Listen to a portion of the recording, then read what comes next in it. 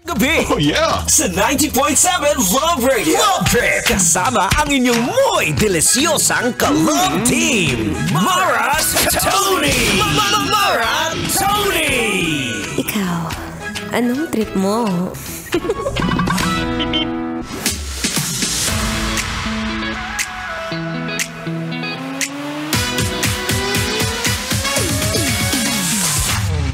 Ano ang pinakamagandang makuhang regalo ngayong Pasko? Lalo na kapag wala kang pera. Dali lang naman ang sagot. Ang iyong mga ngiti. Patingin. Patingin nga ng ngiti. Ayan, yan. Smile mo. Be, pauwi na. Ingiti mo na yan. Kanang mahiya. Alam mo, sa mga panahon ngayon, marami ng problema ang mundo at yung t-shirt ko nakalagay is peace for all. Might as well give peace to the people beside you, behind you, above you, in front of you. O, isa yun sa mga pinakamagandang gawin, no? Isang magandang bisyo yan. Nangitian mo yung katabi mo. O, yan. Sige na. Ngitian mo na. Ay! Kaya naman pala. Anyway, nagbabalik pang inyong kadaldalan na daldalerang atleta DJ Mara Tony. O, ayan ha, kanina binanggit ko nga yung mga bagay o yung mga rason kung bakit nga ba madilaw. Madilaw ang alin? Madilaw ang ngipin mo. Number 1, sabi ko nga kanina, baka may factor dito na mahilig kang manigarilyo. O kaya pangalawa naman is dahil madilaw ang ngipin mo, baka may factor din dito na nakakalimutan mong mag-toothbrush.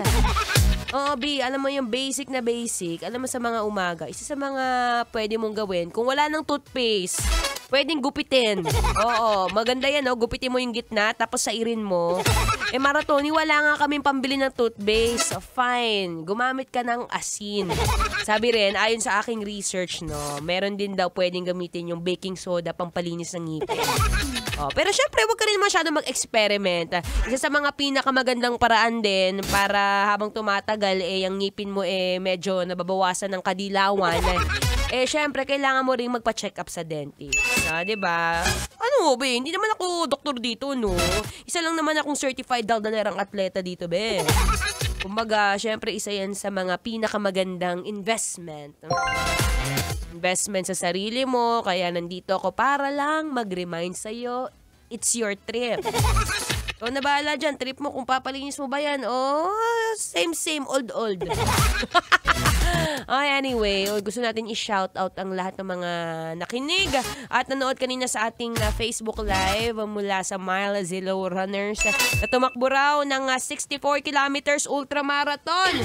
Grabe ang tindi ng mga endurance na itong mga to. Mabuhay kayo. Diyos ko, pero pinakamahirap dyan kapag tumakbo ka ng ganyang kalayo. Panis ang laway mo, be. Isa rin sa factor na pag ganyan, pag naranasan ko yan, sabi ko, shucks, alam mo yung feeling na pag daw natutuyuan ka ng laway sa bibig, may factor din pala siya na nakakabaw ng hininga. Sabi ko, bakit ganun? Habang pag tumatakbo ko, kasi syempre, pag tumatakbo, di naman ako dumadaldal, extra bawas ang enerhiya yun. Tapos pagkatapos ko tumakbo, feeling ko dehydrated ako. Tapos, pag kumakausap ako ng tao, parang feeling ko, parang baho ng hininga ko. Parang there is something wrong. So, ni-research ko, yung pala, ibig sabihin nun, pag mabaho yung hininga mo, ng ilang oras kang hindi nakainom ng tubig o dahil dehydrated ka, it's because kulang ka sa tubig. May factor din pala, so ngayon lang din nalaman na, okay, basic na basic, inom ng tubig. Diba? Ang taray, no? Ang taray, thank you, Lord, for the Mother Nature, for the water that you supply every single day.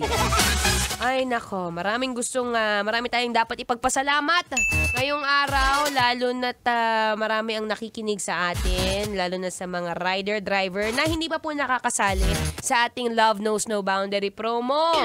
Ano na, be? Anong date na? Magpa-register ka dito sa baba, malapit sa may Star City, dito sa may Aliw Theater, sa may MBC Building. Sabihin mo sa guard, sabi ni Maratoni, mag-register daw, 1.5. Oo, be, 1.5. Walang halong kinembot yun. Sayang yun, di ba? Habang nakikinig ka, nanalo ka pa. Perfect! Only here at Love Radio. Siya.